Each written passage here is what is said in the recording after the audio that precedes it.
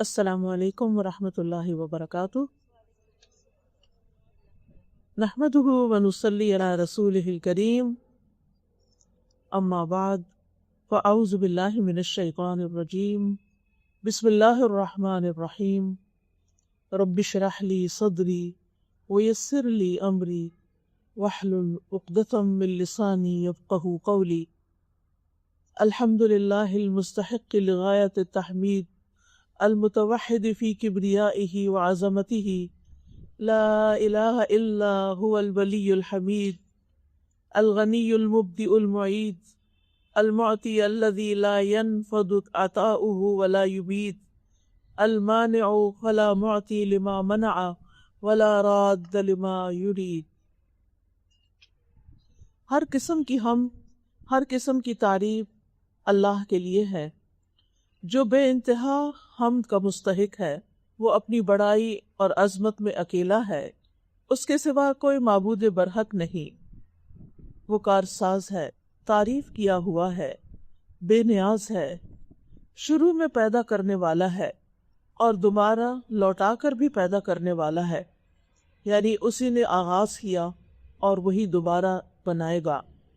وہ عطا کرنے والا ہے جس کے عطیات کبھی ختم نہیں ہوتے اور نہ ہی فنا ہوتے ہیں۔ وہ روک دینے والا ہے تو جو کچھ وہ روک دے کوئی اس کو عطا نہیں کر سکتا، اور جس کا وہ ارادہ کرے اس کو کوئی ٹال نہیں سکتا۔ الحمدللہ کہ آج ہم سب یہاں پر اکٹھے ہیں۔ تھوڑی دیر کے لیے سوچیں کہ اگر کوئی شخص آپ کو راستے میں ملے، آپ اس سے پوچھیں کہ تم کہاں سے آ رہے ہو، اور وہ کہے پتہ نہیں۔ آپ پوچھیں تم کہاں جا رہے ہو، وہ کہے پتہ نہیں، تو آپ اس کے بارے میں کیا کہیں گی؟ کہ شاید یہ شخص مجنون ہے، شاید اس کی عقل کام نہیں کر رہی، شاید یہ کوئی بیمار شخص ہے۔ کیونکہ کوئی بھی عقل مند انسان ایسا جواب نہیں دیتا۔ کوئی بھی آنے والا، مثلاً اگر آپ مجھ سے پوچھیں کہ آپ کہاں سے آ رہے ہیں، تو میں آپ کو بتا سکتی ہوں کہ میں کہاں سے آ رہی ہوں، کہاں جانا یہ بھی بتا سکتے ہیں۔ لیکن اس زندگی کے بارے میں ہمارا طرز عمل کچھ پہلے شخص کی طرح ہی ہے۔ بہت سے لوگ اس دنیا میں، اس زمین پر ایسے ہیں کہ اگر آپ ان سے پوچھیں کہ آپ کو کس نے پیدا کیا، آپ کہاں سے آئے اور آپ کو کہاں جانا ہے، تو ان کے پاس ان دو سوالوں کا کوئی صحیح جواب نہ ہوگا۔ کتنی حیرت کی بات ہے کہ ہم اس دنیا میں اللہ سبحانہ وتعالیٰ کی بے شمار نعمتیں استعمال کر رہے ہیں، اور ہم یہ بھی نہ جانتے ہوں کہ وہ ہمارا خالق ہے، وہ ہمارا مالک ہے، وہی ہمیں رزق دے رہا ہے، اور پھر الٹیمیٹلی اسی کی طرف لوٹ کر جانا بھی ہے۔ اس لحاظ سے ہم مسلمان خوش قسمت ہیں کہ ہمیں اپنے آغاز کا بھی پتہ ہے اور اپنی انتہا کا بھی پتہ ہے۔ ہم جانتے ہیں کہ ہمیں کس نے بنایا، ہم جانتے ہیں کہ ہمیں کس کے پاس لوٹ کر جانا ہے۔ لیکن ایک سوال جو عام طور پر ہم اگنور کر دیتے ہیں کہ ہم کیوں بھیجے گئے ہیں؟ اگر ہمیں اپنے اس دنیا میں آنے کا مقصد معلوم نہیں اور ہم وہ مقصد پورا نہیں کرتے اور اس کے علاوہ کچھ اور کام کرتے رہتے ہیں، تو بھی ہم خسارے میں ہو سکتے ہیں۔ مثال کے طور پر، آپ اگر کسی انسان کو کچھ پیسے دے کر اپنے بارے میں ہی سوچ دیجئے کہ مثلاً آپ کے پیرنٹس، آپ کی مدر آپ کو پیسے دیتی ہیں کہ جاؤ بازار سے میرے لیے 1 کلو آٹا لے آؤ، مثلاً فار ایگزامپل۔ آپ دیکھتے ہیں کہ بازار میں تو بہت ساری چیزیں ہیں، رنگا رنگ کی چیزیں ہیں، کھلونے ہیں، چاکلیٹس ہیں، ٹافیاں ہیں، مزے مزے کی چیزیں ہیں، اور آپ کیا کرتے ہیں کہ آپ کی امی نے آپ کو آٹا لانے کے لیے جو پیسے دیے، ان پیسوں کو آپ کھلونے خریدنے میں لگا لیتے ہیں، چاکلیٹ خریدنے میں لگا دیتے ہیں، اور مزے مزے کی چیزیں خرید کر واپس جاتے ہیں۔ جب آپ واپس جائیں گے تو آپ سے کیا پوچھا جائے گا؟ کوئی بتائے گا؟ آپ سے کیا پوچھا جائے گا؟ آپ کی والدہ آپ سے کیا پوچھے کہ آٹا لائے ہو کہ نہیں لائے، اور آپ کہیں کہ وہ میں وہاں گئی تھی تو مجھے یہ چیزیں زیادہ مزے کی لگی اس لیے میں یہ لے آئی، کیا وہ اس پر خوش ہوں گی؟ نہیں۔ کیا اس دن پھر گھر میں روٹی پکے گی؟ نہیں۔ کیا ان کا موڈ اچھا ہوگا؟ نہیں، کیونکہ انہوں نے آپ کو جس مقصد کے لیے پیسے دیے تھے وہ آپ نے پورا نہیں کیا، اور باقی اور بہت سے کام کرتے رہے۔ آپ کو اس کی بجائے اور مزے کی چیزیں زیادہ اچھی لگی۔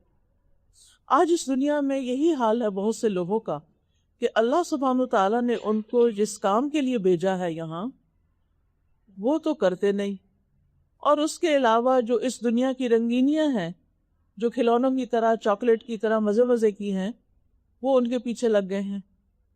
آج انسان نے اس دنیا میں آ کر اپنی زندگی کا مقصد کیا بنا لیا ہے کہ میں زیادہ سے زیادہ دنیا کی نعمتیں حاصل کر سکوں، میری بہت اچھی ایجوکیشن ہو، اچھی بات ہے، مجھے بہت اچھی جاب ملے، اچھی بات ہے، مجھے جاب ایسی ملے کہ جس سے میرا گھر بہت اچھا بن جائے، اچھی بات ہے، گاڑی بہت اچھی ہو میرے پاس، ٹھیک ہے، وہ بھی ہو گئی۔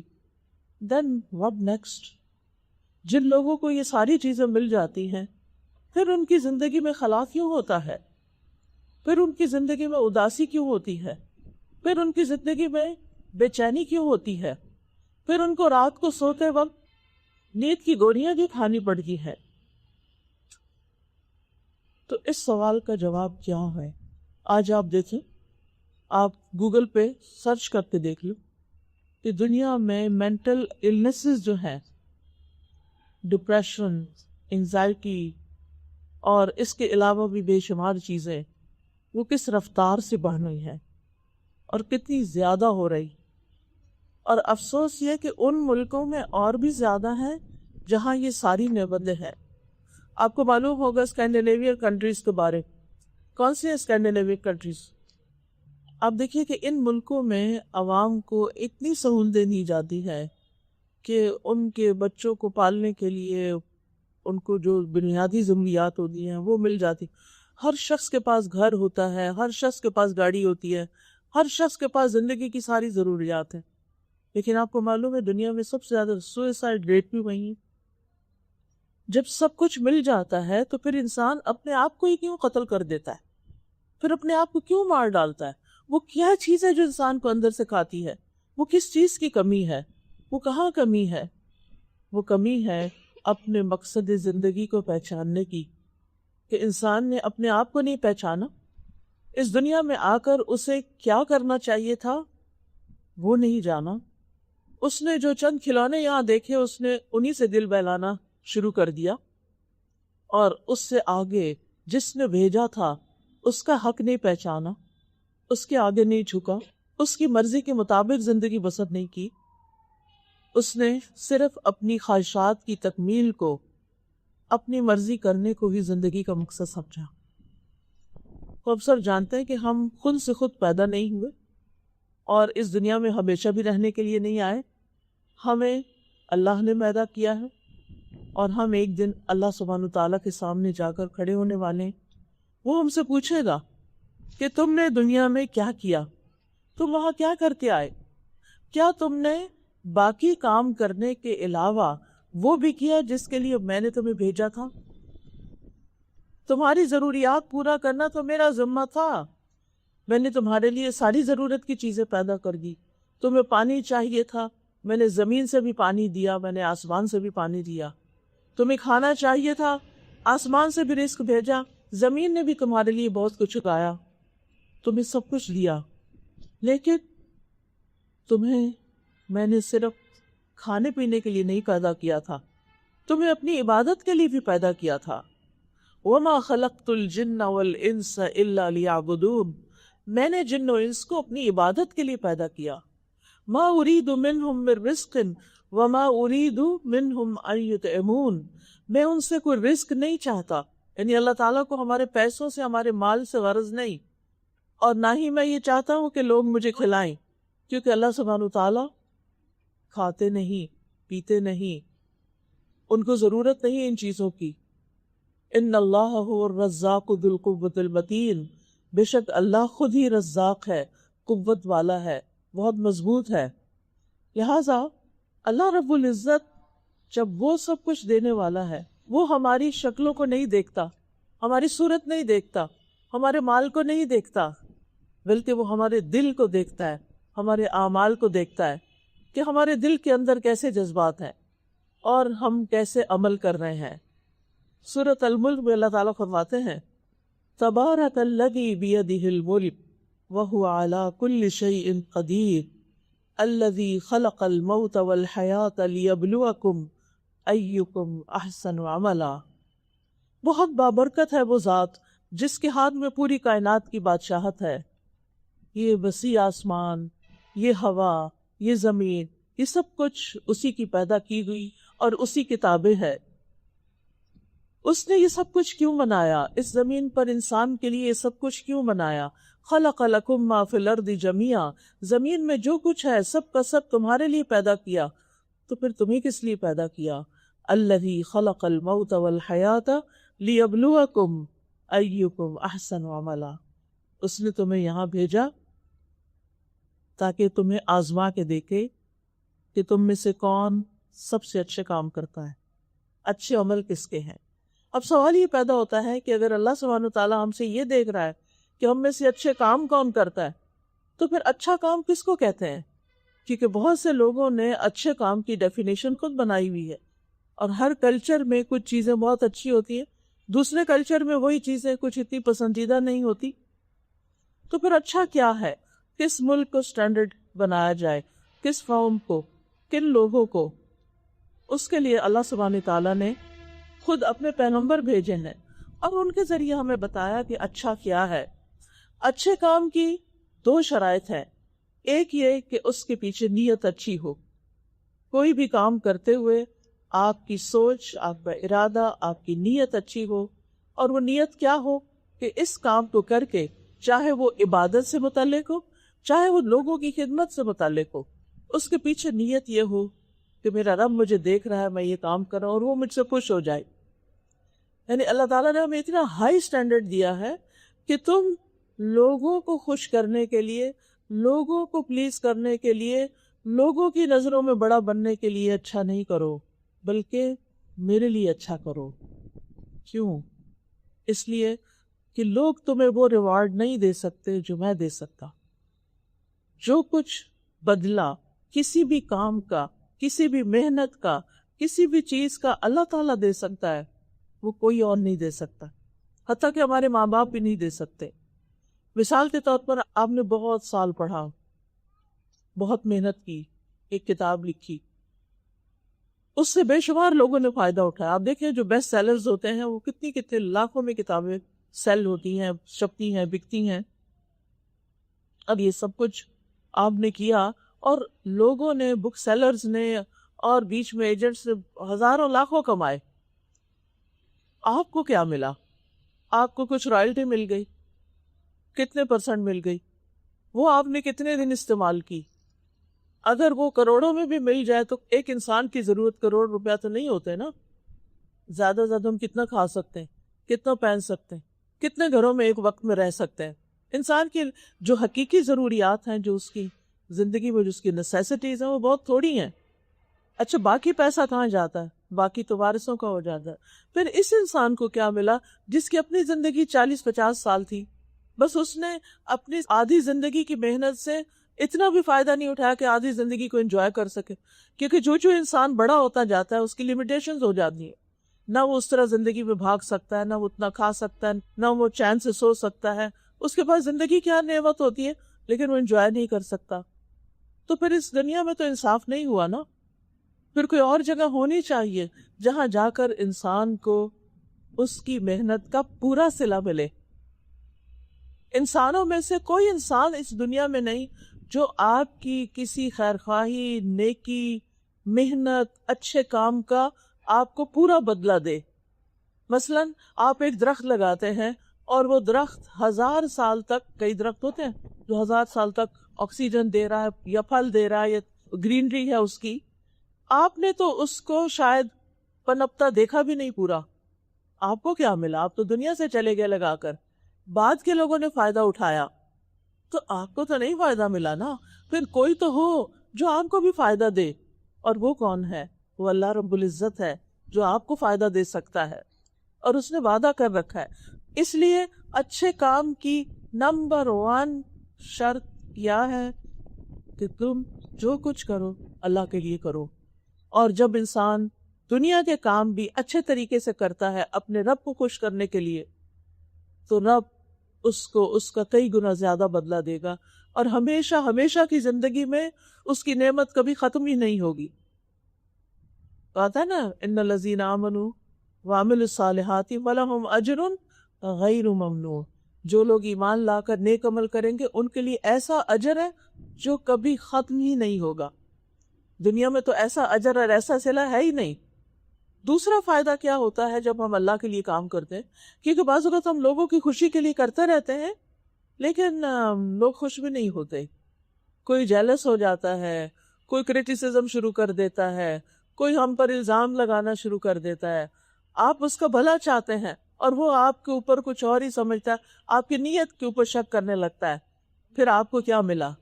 کچھ بھی نہیں ملا.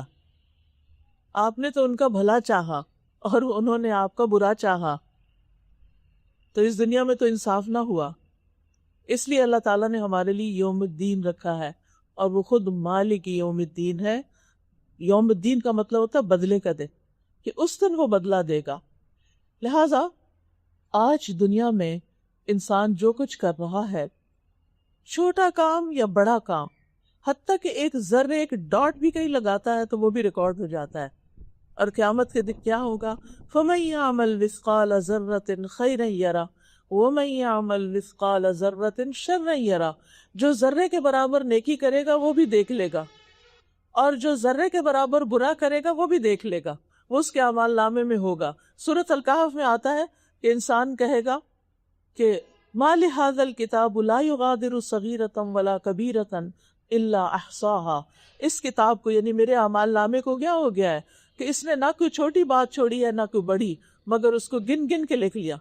یعنی ہمارے اعمال نامے میں گن کر لکھا ہوگا، پورے اسٹیٹسٹکس ہوں گے کہ اس شخص نے زندگی میں کتنی دفعہ جھوٹ بولا، اس شخص نے زندگی میں کتنی دفعہ دوسروں کو دھوکہ دیا، اس شخص نے زندگی میں کتنی دفعہ دوسروں کو نقصان دیا. ایک ایک چیز پوری ڈیٹیل کے ساتھ اس اعمال نامے میں لکھی ہوئی ہوگی، اور انسان اس کو ڈینائی بھی نہیں کر سکے گا. لہذا ہم سب کو اس زندگی میں اس بات پر فوکس کرنا ہے کہ ہم زیادہ سے زیادہ اچھے عمل کریں. ایکم احسن عملا، اور اچھے عمل اللہ کے لیے. اور جب اللہ تعالیٰ خوش ہو جائے تو باقی انسان چاہے خوش ہو چاہے نہ ہو، انسان کو پرواہ نہیں ہوتی. انسان اپنے اچھے کام روکتا ہی نہیں، کرتا چلا جاتا ہے، کرتا چلا جاتا ہے. لیکن جب انسان انسانوں کے لیے کرتا ہے اور انسانوں سے اس کو بدلہ نہیں ملتا، اپریسیشن نہیں ملتی، تو پھر انسان کیا کرتا ہے؟ آئندہ کے لیے وہ کام ہی چھوڑ دیتا ہے اور وہ نیکی کرنے کا ایک اچھا موقع گنوا دیتا ہے. لہٰذا ہمیں اچھے کاموں میں اپنی نیت اللہ کو خوش کرنے کے لیے کرنا ہے، اور جب اللہ تعالیٰ راضی ہو گیا تو بندوں کے دلوں میں آپ کی محبت خود ہی پیدا ہو جائے گی. بندوں کو خود ہی سمجھ آ جائے گی کہ آپ یہ کام کیوں کر رہے تھے. پھر آپ کا دل چھوٹا نہیں ہوگا، آپ ڈسکریج نہیں ہوں گے، آپ کا کانفیڈنس ختم نہیں ہوگا، کیونکہ آپ یہ کام اللہ کے لیے کر رہے تھے. دوسری شرط جو ہے کام کی اچھا ہونے کی، احسن عمل ہونے کی، وہ ہے کہ وہ رسول اللہ صلی اللہ علیہ وسلم کی سنت کے مطابق ہو، آپ کے طریقے کے مطابق ہو. یعنی ہمارا کھانا پینا، اٹھنا بیٹھنا، سلام، دعا، ماں باپ کی خدمت، بہن بھائیوں سے اچھا سلوک، لوگوں کی خیر، یہ ساری جو محمد رسول اللہ صلی اللہ علیہ وسلم کی تعلیمات ہیں ان کے مطابق ہو. قیامت کے دن جب اعمال تولے جائیں گے تو نیک عمل بھی تولے جائیں گے اور برے عمل بھی. جن نیک اعمال میں یہ دو کنڈیشنز پوری ہوگی وہ انسان کے اعمال نامے دائیں ہاتھ میں دیے جائیں گے، اور اگر ان کا وزن زیادہ ہوگا تو اس شخص کو جنت میں بھیج دیا جائے. اور جن لوگوں کے اعمال اس کے مطابق نہیں ہوں گے تو ان کے اعمال نامے بائیں ہاتھ میں دیے جائیں گے اور وہ ناکام ہو جائیں گے، ان کا رستہ جہنم کی طرف ہوگا. تو اس لیے بہت ضروری ہے کہ ہم پورے شعور کے ساتھ یہ زندگی بسر کریں، اچھے اچھے کام کریں، اللہ تعالیٰ کو راضی کریں. عام طور پر ہم عبادت کا مفہوم بہت ریسٹرکٹڈ لیتے ہیں، چھوٹا سا مفہوم لیتے ہیں، شاید نماز، روزہ، حج، زکوٰۃ، وہ بھی عبادت ہے، لیکن ہماری ہر بات، ہمارا ہر ایکشن عبادت بن جاتا ہے جب ہم اس کو اللہ تعالیٰ کی مرضی کے مطابق کرتے ہیں، وہ ہماری عبادت ہو جاتا ہے۔ مثلاً اس وقت اگر ہم اللہ تعالیٰ کو خوش کرنے کے لیے یہاں آئے ہیں، بیٹھے ہیں، اللہ کی باتیں کر رہے ہیں، اللہ سبحانہ وتعالیٰ کا ذکر کر رہے ہیں، تو یہ ہمارا یہ عمل بھی عبادت ہے۔ اس کے بعد جب ظہر کی اذان ہوگی، نماز پڑھیں گے، وہ بھی عبادت ہے۔ پھر اگر کھانے کا ٹائم ہو گیا اور ہم بسم اللہ پڑھ کے دائیں ہاتھ سے بیٹھ کے کھانا کھا رہے ہیں، وہ بھی عبادت ہو گیا، حلال رزق کمایا تھا، عبادت ہو گیا۔ پھر اس کے بعد اگر ہم کسی کے کوئی کام کرتے ہیں، ہم گھر کے کام کرتے ہیں، کیونکہ انسان کو یہ ساری ضروریات اپنی پوری کرنی پڑتی، وہ بھی اگر آپ اللہ تعالیٰ کو خوش کرنے کے لیے کر رہے ہیں، آپ کا کچن میں کام کرنا، آپ کا کھانا پکانا، آپ کا برتن دھونا، آپ کا کچن صاف کرنا، صفائی ستھرائی، نہانا دھونا، سب عبادت ہے اگر نیت اچھی ہے اور طریقہ ٹھیک ہے۔ تو کرنے کا کام کیا ہے کہ نیت تو اپنے دل میں ہوتی ہے، جو اندر ہے، اور جو ظاہر ہے اس کو سنت کے مطابق کریں۔ آپ اس بات کو جاننے کی کوشش کریں کہ زندگی کا ہر کام رسول اللہ صلی اللہ علیہ وسلم نے کیسے کیا تھا، ہمیں اسی کے مطابق کرنا ہے، کیونکہ اس دنیا سے جانے کے بعد آپ کو معلوم ہے کہ ہم سب سے سوال کیے جائیں گے۔ جب انسان فوت ہوتا ہے اور اس کو قبر میں بھیجا جاتا ہے، یعنی قبر میں دفن کیا جاتا ہے، تو حدیث میں آتا ہے، بخاری اور سنن نبی داؤد کی روایت ہے براء ابن عازب سے رضی اللہ عنہ، وہ کہتے ہیں کہ رسول اللہ صلی اللہ علیہ وسلم نے فرمایا، میت کو دفنانے کے بعد جب لوگ واپس جاتے ہیں تو میت یعنی جو مردہ قبر میں ہوتا ہے ان کے قدموں کی آہٹ سنتا ہے، اس کے پاس دو فرشتے آتے ہیں جن کو منکر نکیر کہا جاتا ہے۔ آپ نے نام سنا نا سب نے، منکر نکیر، جو قبر میں آ کے سوال کرتے۔ سب سے پہلا سوال جو ہوتا ہے وہ ہے من ربو کا، تمہارا رب کون ہے؟ تو وہ جواب دیتا ہے ربی اللہ، میرا رب اللہ ہے۔ پھر وہ کہتے ہیں تمہیں کیسے پتا چلا یہ سب کچھ؟ وہ کہتا ہے قرأت کتاب اللہ فآمنت بہ وصدقت، میں نے اللہ کی کتاب پڑھی، میں اس پر ایمان لایا اور اس کو سچا مانا۔ کیا ہم یہ جواب دے سکیں گے کہ میں نے اللہ کی کتاب پڑھی؟ ہم میں سے کتنے لوگ ہیں جنہوں نے اللہ کی کتاب قرآن ترجمے سے پڑھا ہو، سمجھ کے پڑھا ہو، وہ جانتے ہوں کہ اس کتاب میں کیا لکھا ہوا ہے؟ ہم دنیا میں آتے ہیں، دنیا کی ڈگری کے لیے بڑی بڑی کتابوں پڑھتے ہیں، لائبریریاں کنگال مارتے ہیں، گوگل چھان مارتے ہیں، لیکن ایک چیز نہیں پڑھتے اور اس کے پڑھنے کی ضرورت محسوس نہیں کرتے کہ جو ہمیں سب سے زیادہ کام آنے والی ہے اس دنیا میں بھی، قبر میں بھی اور آخرت میں بھی، اور وہ کیا ہے وہ کتاب اللہ، اللہ کی کتاب قرآن۔ ہم میں سے ہر ایک کو اللہ سبحانہ وتعالیٰ کے سامنے جا کے کھڑے ہو رہے ہیں، ہم کیا جواب دیں گے کہ ہم نے اس کی کتاب پڑھی یا نہیں پڑھی؟ اگر اس نے پوچھا، اور وہ پوچھے گا کہ جیسے قبر میں سوال ہو رہا ہے کہ تمہیں یہ باتیں کہاں سے پتہ چلی، وہ کہے گا میں نے اللہ کی کتاب پڑھی، میں اس پر ایمان لایا، میں نے اس کو سچا سمجھا۔ یعنی صرف پڑھنا ہی کافی نہیں، اس پر ایمان لانا ضروری ہے، اس کے اندر جو ہمیں خبر دی گئی ہے اس کو سمجھنا ضروری ہے۔ تو آسمان سے منادی کرنے والا کہتا ہے میرے بندے نے سچ کہا، اسے جنت کا بستر بچھا دو، اس کو جنت کا لباس پہنا دو، اس کے لیے جنت کی طرف سے دروازہ کھول دو۔ یعنی اس شخص کے لیے پھر کیا ہوتا ہے، ہر چیز اچھی بنا دی جاتی ہے قبر کے اندر۔ یاد رکھیے قبر کی زندگی اس زندگی سے بالکل فرق ہے، وہ بستر ان بستروں سے فرق ہے جو ہمارا دنیا کا ہے۔ ورڈز ایک جیسے تاکہ ہمیں کچھ بات سمجھ میں آ جائے، ورنہ وہاں ہر طرح کی ٹریٹمنٹ بالکل مختلف ہے۔ جب کافر یا منافق سے سوال ہوتا ہے تو وہ ہر سوال کے جواب میں کہتا ہے مجھے نہیں معلوم، آئی ڈونٹ نو۔ میں نے لوگوں کو ایک بات کہتے سنا تھا، میں بھی وہی کہتا رہا۔ پھر اس سے کہا جاتا ہے کہ نہ تو نے کچھ سمجھا نہ پیروی کی، تم نے کچھ بھی نہیں سمجھا، تم نے اللہ کی کتاب ہی نہیں پڑھی، تمہیں سمجھ ہی نہیں آئی، اور بس لوگوں کی باتوں پہ چلتے رہے۔ اس کے بعد اسے ایک لوہے کے ہتھوڑے سے زور سے مارا جاتا ہے اور وہ اتنے بھیانک طریقے سے چیختا ہے کہ انسان اور جن کے علاوہ ساری مخلوق وہ آواز سنتی ہے۔ تو آپ دیکھیے، ہم میں سے کوئی ایسا ہے جو کہے کہ میں نے مرنا نہیں؟ کوئی ایسا ہے جو کہے کہ میں نے قبر میں نہیں جانا؟ اگر کوئی قبر میں نہیں ڈالتا تو کہاں رکھے گا؟ کوئی گھر میں رکھتا ہے؟ کوئی گھر میں نہیں رکھتا۔ کوئی درخت پہ لٹکا دیتا ہے، اگر درخت پہ لٹکائے تو پرندے کھا جائیں گے۔ کوئی زمین پہ چھوڑ آتا خالی، زمین کے جانور کتے بلیاں کھا جائیں گی۔ تو انسان کو تو زمین میں ہی دفنایا جاتا ہے۔ آج ہم اس زمین کے اوپر بیٹھے ہیں، کل ہم اس زمین کے اندر نیچے ہوں گے۔ وہاں پر ہمیں کیا ملے گا کیا نہیں، وہ صرف دنیا کے کام کرنے سے نہیں مل سکتا، اس کے لیے دین کا علم حاصل کرنا ضروری ہے۔ اور پھر ہم امت مسلمہ ہیں، ہماری بھی یہ بھی ذمہ داری ہے کہ ہم باقی تمام لوگوں کو جو مسلم نہیں ہیں ان کو بھی بتائیں کہ ان کے ساتھ کل کو آگے آنے والے دنوں میں کیا ہونے والا ہے۔ یہ ہم سب کو پتہ ہونا چاہیے۔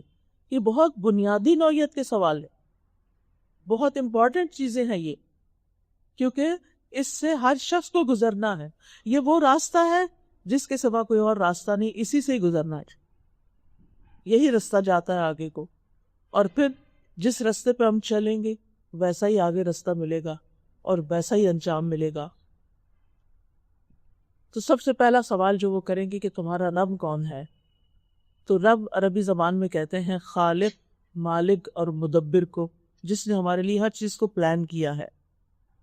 وہ کائنات کا بادشاہ ہے، وہ مشرق اور مغرب کا رب ہے، وہی رزق دیتا ہے۔ ہم بیمار ہو جائیں تو وہی شفا دیتا ہے، ہمیں کوئی تکلیف اور مصیبت آئے تو وہی تکلیف دور کرتا ہے۔ وہ سارے خزانوں کا مالک ہے، سارے انسانوں، ساری مخلوقات کی وہ ساری ضروریات پوری کرتا ہے۔ بہت بخشنے والا ہے، بہت محبت کرنے والا ہے، وسیع رحمت والا ہے۔ اس کی رحمت اس کی غضب پہ حاوی ہے، چھوٹی سی نیکی پر بھی بہت بڑا اجر دینے والا ہے، گناہوں سے درگزر کرنے والا ہے، بندوں کے اعمال کی نگرانی کرنے والا ہے۔ کیا آپ کو پتہ ہے کہ اللہ تعالیٰ کہاں ہے؟ عرش پر۔ الرحمن علی العرش استویٰ۔ دیکھیں، ہمیں اتنا تو پتہ ہونا چاہیے نا ہمارا رب کہاں ہے۔ چھوٹا سا بچہ بھی پوچھتا ہے اللہ کہاں ہے، تو ہمیں پتہ ہونا چاہیے۔ بعض لوگوں نے اس طرح کے فلسفے خود سے بنا لیے کہ وہ ہر پتے میں ہے، ہر سورج میں ہے، ادھر۔ یہ اللہ کی شان کے خلاف ہے کہ ہم کہیں کہ ہمارا رب پتے کے اندر ہے یا ہمارا رب اس گلاس کے اندر ہے۔ ایسا نہیں کہہ سکتے اللہ تعالیٰ کے بارے میں۔ قرآن مجید سے ہمیں پتہ چلتا ہے الرحمن علی العرش استویٰ، رحمان عرش پر۔ اور عرش کیا ہے؟ اس ساری مخلوق کی چھت ہے۔ جیسے یہ کینوپی ہے نا، تو اس کے نیچے آپ سب بیٹھے ہیں، تو ایسے ہی عرش چھت ہے جس کے نیچے ساری اللہ کی کریشن اس کے اندر ہے، اور وہ سب سے بڑی چیز ہے۔ اللہ سبحانہ وتعالیٰ نے 4 چیزیں اپنے ہاتھ سے بنائی تھی: عرش، جنت عدن، قلم اور انسان۔ اللہ تعالیٰ نے عرش کو بھی عزت بخشی، اپنی نسبت اس کی طرف کی، هو رب العرش العظیم۔ پھر جنت عدن اللہ نے بنائی اپنے ہاتھ سے، اور بہت ہی خوبصورت، ایک اینٹ سونے کی، ایک چاندی کی، اور اس کا جو سیمنٹ ہوتا ہے یا گارا ہوتا ہے وہ مسک کا، اور اس میں ہیرے جواہرات لگے ہوئے ہیں، بہترین خوبصورت باغ ہیں، نہریں بہ رہی ہیں۔ یعنی انسان اپنی خواہشات کی تکمیل جو دنیا میں نہیں کر سکتا وہ ساری وہاں ہوگی، جو چاہے گا ملے گا۔ وَلَكُمْ فِيهَا مَا تَشْتَهِي أَنفُسُكُمْ وَلَكُمْ فِيهَا مَا تَدَّعُونَ۔ یہ قرآن میں ہی لکھا ہوا ہے کہ جو تم خواہش کرو گے، جو چیز تم طلب کرو گے، سب تمہارا آرڈر پورے ہوں گے۔ بس سوچنے کی دیر ہوگی کہ یہ چیز چاہیے، چیزیں خود بخود آپ تک آئیں گی۔ انسان کو پانی چاہیے ہوگا، کوئی ڈرنک چاہیے ہوگا، وہ خود آپ تک آئے گا اور خود ہی خالی واپس چلا جائے گا۔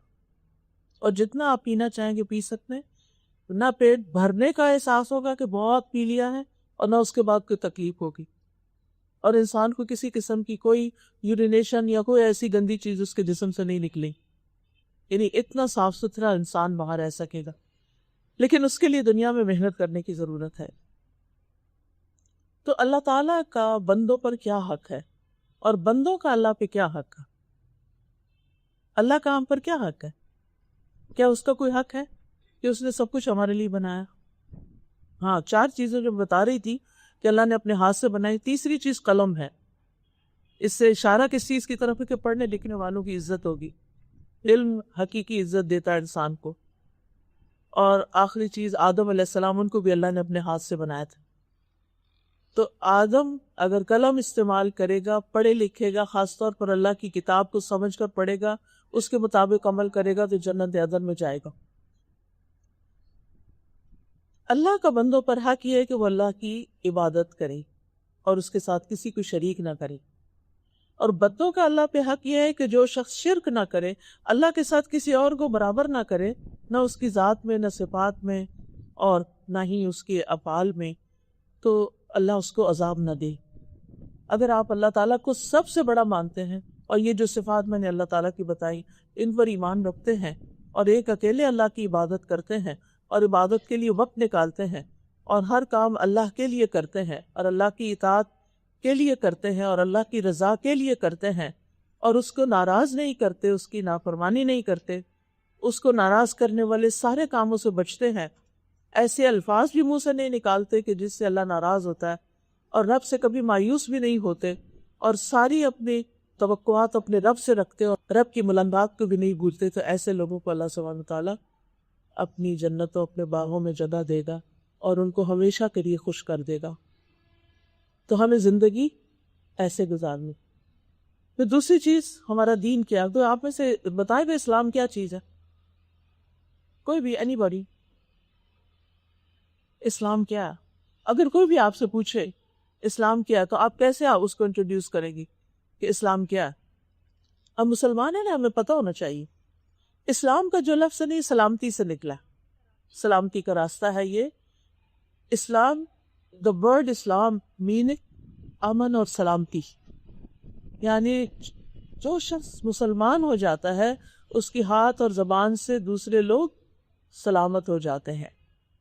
رسول اللہ صلی اللہ علیہ وسلم نے فرمایا اسلام کی تعریف یہ ہے کہ تم اپنے آپ کو اللہ کے سپرد کر دو، یعنی اللہ کے حوالے کرو اپنے آپ، اللہ کی اطاعت کرو، اللہ کی فرما برداری کرو.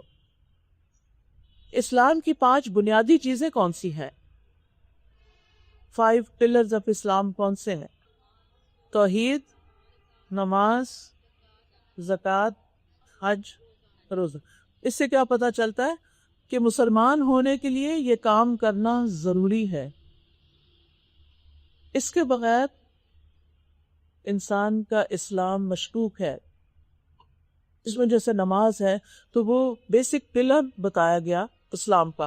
اب اگر یہ مثلا یہ درمیان کا پلر جو ہے اگر اس کو آپ نکال دیں تو کیا ہوگا؟ یہ گر جائے گا. تو اگر آپ نماز نہیں پڑھتے تو آپ کا مسلمان ہونا مشکوک ہو جائے گا، اور قیامت کے دن سب سے پہلا حساب کس چیز کا ہوگا؟ نماز ہی کا ہوگا. اس لیے میں آپ سب بچیوں سے کہوں گی کیونکہ آپ ماشاءاللہ بالغ ہیں کہ آپ پر نماز فرض ہے اور ایک بھی نماز آپ کو چھوڑنی نہیں چاہیے. ٹھیک ہے؟ ٹھیک ہے، حج آپ پہ فرض نہیں، زکوٰۃ آپ پہ فرض نہیں. ہو سکتا ہے کسی کے پاس اس کی امی نے بہت سی جیولری رکھی ہوئی ہو اس کی شادی کے لیے، لیکن ادروائز کیونکہ بعض اوقات ہم بچوں کے لیے جیولری رکھ دیتے ہیں نا، تو اب جو جیولری رکھی ہوئی ہوتی ہے تو اس پہ یا تو امی کو زکوٰۃ دینی چاہیے یا آپ کو خود دینی چاہیے. پھر آپ ضرور پوچھ لیجئے گا کہ وہ زکوٰۃ دیتے ہیں اگر انہوں نے ایسی کوئی چیز آپ کے لیے کی ہوئی ہے. لیکن نماز ایسی چیز ہے کہ جو بیمار بھی ہو پھر بھی پڑھنی ہوتی، سوائے پیریڈز کے. پیریڈز کے دنوں میں نماز نہیں پڑھنی ہوتی اور بعد میں بھی اس کو نہیں پڑھنا ہوتا. ہاں، روزے جو ہے پیریڈز کے دنوں میں جو چھوٹ جاتے ہیں وہ بعد میں پورے کرنے ہوتے ہیں. 5 دن چھوڑے تو بعد میں 5 دن آپ روزے رکھ لیں، کیونکہ بعض لوگوں کو یہ پتہ ہی نہیں ہوتا اور وہ زندگی بھر روزے چھوڑے جاتے ہیں یا کسی اور بیماری سے اگر آپ نے چھوڑے. تو اسلام کی پہلی بنیاد ہے کلمہ توحید، لا الہ الا اللہ، کہ اللہ کے سوا کوئی معبود نہیں. اور پھر اس میں اللہ کے نزدیک یہ پسندیدہ دین ہے، ان الدین عند اللہ الاسلام. اور ہمیں سکھایا گیا کہ رضیت باللہ ربا و بالاسلام دینا، کہ میں اللہ کے رب ہونے پہ راضی ہوں اور اسلام کے دین ہونے پر. تو ہمارا دین جو ہے یہ ایک روشن دین ہے. اس میں ہمیں زندگی کے ہر چیز کے بارے میں رہنمائی ملتی ہے. ہمارا دین ہمیں اچھے اخلاق کی تعلیم دیتا ہے. ہمارا دین ہمیں سب کے ساتھ خیر خواہی کرنے کا حکم دیتا ہے. ہمارا دین آسان دین ہے، دین فطرت ہے. ہر بچہ مسلمان پیدا ہوتا ہے، یہ الگ بات ہے کہ بعد میں اس کے پیرنٹس اور اس کا ماحول اس کو کچھ اور بنا دے. پھر دین پر چلنے میں ہی اثر زندگی، اس زندگی کو بھی انسان اللہ کی یاد، اللہ کی عبادت اور اللہ کے ذکر کے ساتھ انجوائے کر سکتا ہے. ہمارا دین ہم سے یہ تقاضا کرتا ہے کہ ہم زندگی کے سارے کاموں کو فیئر طریقے سے کریں. مثلا اگر ہماری جاب ہے 9 to 2 تو ہم 9 to 2 ان آورز کو پورا کریں، اس میں سے کوئی وقت بھی اپنے ذاتی کاموں میں نہیں لگائیں، بلکہ اس ڈیوٹی آور کو پوری ایمانداری کے ساتھ ادا کریں. اگر بچوں کو پڑھانے کی ذمہ داری ہے تو ان کو بھی کیسے پڑھائیں کہ ان کو سمجھ آ جائے، وہ سیکھ جائیں. اور بچوں کی عمر کیا ذمہ داری کہ جو پڑھایا جائے اس کو صحیح طور پر پڑھیں اور اپنے والدین کے پیسے کو حلال کریں اور زندگی میں کچھ کر کے دکھائیں. تیسرا سوال جو پوچھا جائے گا قبر میں وہ ہے رسول اللہ صلی اللہ علیہ وسلم کے بارے میں کہ من نبیوں کا، تمہارا نبی کون تھا؟ آپ کیا جانتے ہیں محمد رسول اللہ کے بارے میں؟ کون تھے وہ؟ آخری نبی تھے. کہاں پیدا ہوئے؟ مکہ میں پیدا ہوئے تھے. ان کے والد کب فوت ہوئے تھے؟ ان کی پیدائش سے پہلے ہی فوت ہو گئے تھے. والدہ کب فوت ہوئی تھی؟ جب 6 سال کے تھے. مکہ میں رہ کے کیا کیا کرتے تھے؟ بکریاں چراتے تھے اور تجارت بھی کرتے تھے اور غار حرا میں جاتے تھے، عبادت کرتے تھے، جو بھی ان کو سمجھ آتی تھی اسلام سے پہلے. پھر 13 سال آپ دوبارہ اسلام پیش کرنے کے بعد مکہ میں رہے اور اس میں آپ کو طرح طرح کی تکلیفیں دی گئیں، لیکن آپ نے کبھی جھوٹ نہیں بولا، کہ آپ نے کبھی خیانت نہیں کی تھی. آپ کا اخلاق بہت بہترین تھا، آپ کے مینرز بہت اچھے تھے، کبھی کھانے میں عیب نہیں نکالا تھا، گھر میں اپنے گھر والوں کی مدد کرتے تھے کام کاج میں، جب اذان سنتے تھے تو فوراً مسجد چلے جاتے تھے، بچوں سے بہت پیار کرتے تھے، ان کو اپنے ساتھ سواری پہ بٹھا لیتے ہو، ان کے ساتھ باتیں کرتے، ان کو دعائیں دیتے، اور بچوں پر سب سے بڑھ کے رحم دل تھے. ان کے ساتھ کھیلتے، ان کو پیار سے مخاطب کرتے، ان کو پیار سے اٹھا لیتے، ان کے سر پہ ہاتھ پھیرتے. آپ کے خادم تھے حضرت انس، جو 10 سال کی عمر میں آپ کے ساتھ رہنا شروع ہوئے تھے اور 10 سال تک آپ کے ساتھ رہے تھے. نبی صلی اللہ علیہ وسلم نے کبھی ان کو ڈانٹا نہیں، آپ نے کبھی کسی کو مارا نہیں. آپ جب لوگوں سے ملتے تھے تو کیسے ملتے تھے؟ مسکرا کر، اسمائل کرتے تھے، کمزور لوگوں کا خیال رکھتے تھے، لوگوں کے ساتھ احسان کرتے تھے. لوگوں کی طرف سے اگر کوئی تکلیف آتی تھی تو کیا کرتے تھے؟ جواب میں لڑائی جھگڑا؟ دعا دیتے تھے، معاف کر دیتے تھے. یس، اپنے دشمنوں کے لیے بھی سراپا رحمت تھے. آپ کی زندگی کا مشن کیا تھا؟ آپ کی زندگی کا مشن کیا تھا؟ اسلام کی دعوت دینا. آپ نے بتایا مجھے کہ آپ خاتم النبیین تھے. اب نبی تو کوئی نہیں آئیں گے، تو اب اسلام کو پھیلانا کس کی ذمہ داری ہے؟ ہماری ذمہ داری ہے. یس، آپ لوگ بے شک دنیا کی تعلیم حاصل کریں جیسے میں نے بھی کی، پھر اس کے بعد میں نے دین کو بھی پڑھا، اور مجھے یوں لگا کہ جیسے صحیح طور پر لوگ عام طور پر دین پھیلا نہیں رہے، لوگوں کو اللہ سے جوڑ نہیں رہے ہیں لوگ، لیکن تھوڑے ہیں، تو مجھے اس فیلڈ میں آنا چاہیے. اور مجھے لگتا ہے کہ میں اس کو بہت زیادہ انجوائے کرتی ہوں، بہت مجھے خوشی محسوس ہوتی، دل میں بے پناہ ایک اطمینان اور سکون ہوتا ہے. میں نے پی ایچ ڈی تک ڈگری بھی حاصل کی، میں نے یونیورسٹی میں بھی پڑھایا، میں نے دنیا بھی گھومی، لیکن مجھے سب سے زیادہ خوشی اس وقت ہوتی ہے جب میں یہ خیر بانٹتی، جب میں لوگوں کو اللہ کی باتیں بتاتی، جب میں لوگوں کو اللہ سے جوڑتی، جو میں اللہ کو یاد کرتی. جو اللہ سبحانہ تعالیٰ تو ہمارا خالق اور مالک ہے، ہمیں سب سے زیادہ اس سے محبت کرنی چاہیے، کیونکہ اس کے احسانات ہم پہ سب سے زیادہ ہیں، اور ہم نے واپس بھی اس کے پاس جانا ہے، اس سے ملاقات کرنی ہے. اگر وہ ہم سے خوش ہوگا تو کوئی مشکل ہی نہیں، لیکن اگر وہ ناراض ہوا تو ہمارے ماں باپ بھی ہمیں کچھ نہیں دے سکتے. نبی صلی اللہ علیہ وسلم کی سب سے بڑی خواہش کیا تھی؟ امت کو بخش دیا جائے. شاباش، ان کی امت کو بخش دیا جائے، لوگ جہنم سے بچ جائیں. یہ ان کی سب سے بڑی خواہش تھی کہ کوئی بھی آگ میں نہ جائیں. آج ہماری بھی سب سے بڑی خواہش یہی ہونی چاہیے کہ لوگ آگ میں نہ جائیں، لوگوں کو اپنے رب کا پتہ چل جائے، لوگوں کو اپنے دین کا پتہ چل جائے. آپ اپنی امت کے لیے روتے بھی تھے، دعائیں کرتے تھے، اور آپ کو چوائس دی گئی کہ آپ کوئی دعا کرے قبول ہوگی تو آپ نے اپنی امت کے لیے سیو کر لی کہ میں قیامت کے دن مانوں گا تاکہ میری امت کی نجات ہو. آپ امت کی شفاعت کے لیے رات بھر فکر مند رہے. تو ہمارا ان سے تعلق کیسا ہونا چاہیے؟ پھر ہمیں کیا کرنا چاہیے؟ انہوں نے ہمارے لیے اتنا کچھ کیا، ہمیں آپ سے محبت کرنی چاہیے. کس سے زیادہ؟ اپنے والدین سے بھی زیادہ، اپنے بہن بھائیوں سے بھی زیادہ، سب انسانوں سے زیادہ ہمیں محمد صلی اللہ علیہ وسلم سے محبت کرنی چاہیے.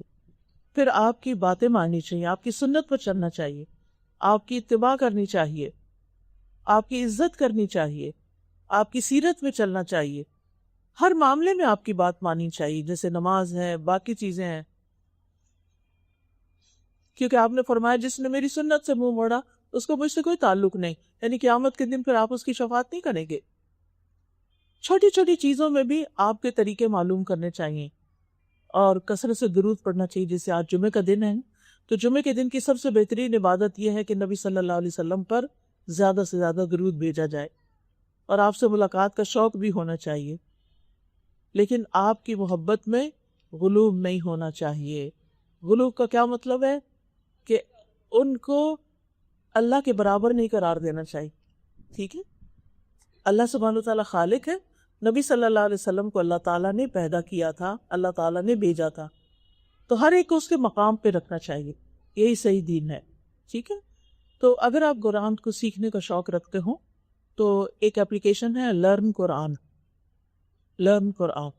اس میں قرآن مجید کا لفظی ترجمہ اردو میں بھی، انگلش میں بھی ہے، ہندی میں بھی ہے، اور پھر اس کی ٹرانسلیشن بھی ہے، اس کی تجوید بھی ہے، اور ایک ایک آیت کی چنکیں کی گئی ہے اس میں. تو اگر آپ ایک ایک آیت روز پڑھنا شروع کریں تو آپ ایک سال میں کتنی ساری آیتیں پڑھ لیں گے، اور جب آپ کو ٹائم زیادہ ملے تو آپ زیادہ بھی پڑھ سکتے ہیں.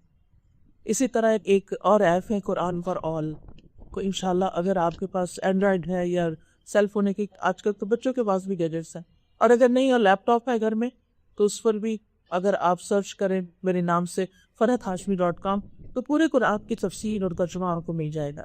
تو انشاءاللہ آپ اپنی زندگی میں کم از کم ایک بار ضرور سنیں، ضرور پڑھیں، تاکہ اللہ تعالیٰ کی پہچان ہو، اللہ کی محبت ہو، اور جب ہم آخرت کی ہمیشہ کی زندگی کے لیے اس دنیا سے نکل کے جائیں اس ٹیسٹ کو پاس کر کے، تو وہ خوشیوں کی زندگی ہو، وہاں کوئی غم اور فکر نہ ہو، وہاں کوئی ریگریٹس نہ ہو کہ ہم نے اپنی زندگی ضائع کر دی. تو آپ سب کے لیے ڈھیروں دعائیں. آپ کو دیکھ کر بہت ہی خوشی ہوئی، اور اللہ تعالیٰ آپ کو، آپ کی انتظامیہ کو بہترین جزائے خیر دے. بارک اللہ فیکم. سبحانک اللہم و بحمدک، اشہد ان لا الہ الا انت، استغفرک و اتوب الیک.